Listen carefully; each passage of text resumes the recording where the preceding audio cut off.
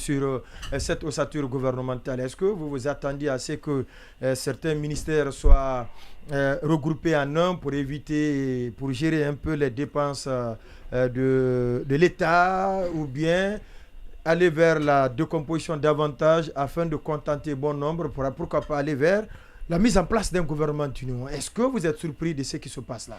Non, moi je m'attendais plutôt à l'éclatement de certains départements. Pour davantage contenter? Non, pas pour davantage contenter. Vous savez, oui, il faut tirer les leçons de 2 années de gestion. Des départements, il y a des départements qu'on a regroupés qui sont devenus très lourds pour les occupants, pour leurs occupants.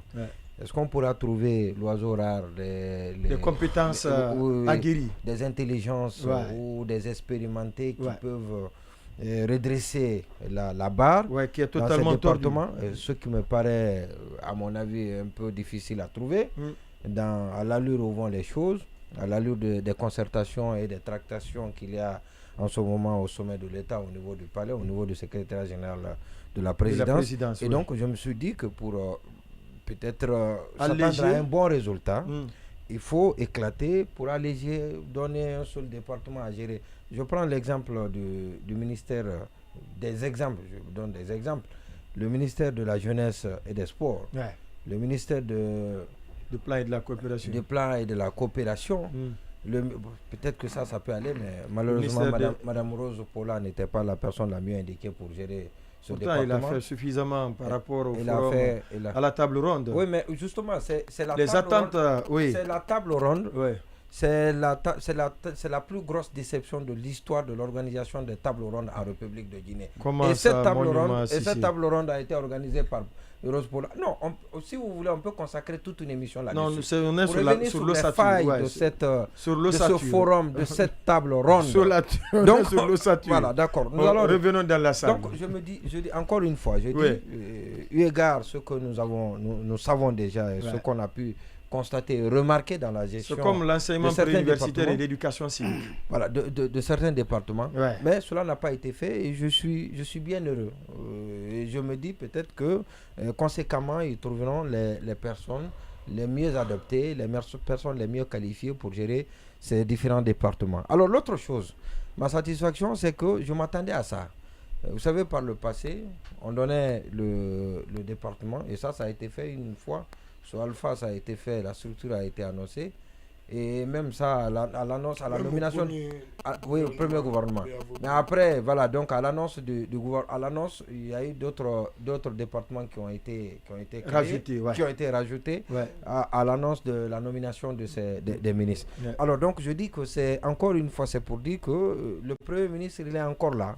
Et il doit être là. Et c'est ce à quoi on s'attendait. Normalement, dans un gouvernement, dans un pays normal, vous dévoilez la structure du gouvernement. Après, vous l'ameublez. Voilà, s'il y a un changement majeur de cette nature, parce qu'on parle de la dissolution, sinon si c'était la continuité, le remaniement, on n'avait pas besoin d'annoncer la structure, on annonçait juste les départements qui sont créés. Et donc, dans ce cas-là, ça a été fait, d'accord. Le nouveau Premier ministre est accordé avec ceux qui gèrent aujourd'hui le pays. Pas le pays, celui qui gère le pays, c'est le colonel, mais ceux qui gèrent les détails, les détails liés à ce remaniement. Donc, ils se sont accordés sur ce principe-là, c'est bien. Et je ne suis pas déçu. On ne peut pas faire mieux. On peut pas compresser. Non, on ne peut pas compresser. Il n'y a pas à compresser. Sinon, vous créez davantage de problèmes aux futurs occupants. Alors, si vous éclatez, vous relevez un pan très important, c'est le train de vie de l'État. Et avec des ressources très rares qui se raréfient. Davantage. Qui se raréfient. Il faut éviter de créer de nouveaux départements. De créer de nouvelles postes de dépenses. De nouvelles postes de dépenses. Et parce que quand vous créez un département, vous devez nommer un secrétaire général, un chef de cabinet, des services rattachés. Voilà, donc il y a assez de choses à faire et sans doute c'est dépenser. Nous savons que le budget de l'État, ce qui est lié aux dépenses de l'État, c'est plus de 40%. Voilà, donc lié aux dépenses de l'État. Et alors, si vous éclatez, ça veut dire que les dépenses de l'État vont éclater. Et qu'est-ce qu'on va consacrer alors que l'assiette fiscale qu'est-ce qu'on va... Voilà, justement, qu'est-ce qu'on va consacrer à l'investissement, qu'est-ce qu'on va consacrer au remboursement de la dette, qu'est-ce qu'on va consacrer. Et donc, je crois que pour ça, et c'est bien, et peut-être qu'on va revenir maintenant sur... on va mettre les noms sur des visages ou on va donner des profils, et parce qu'il y a des départements qui m'intéressent particulièrement et je veux bien... D'accord, oui, c'est que tu as très rapidement.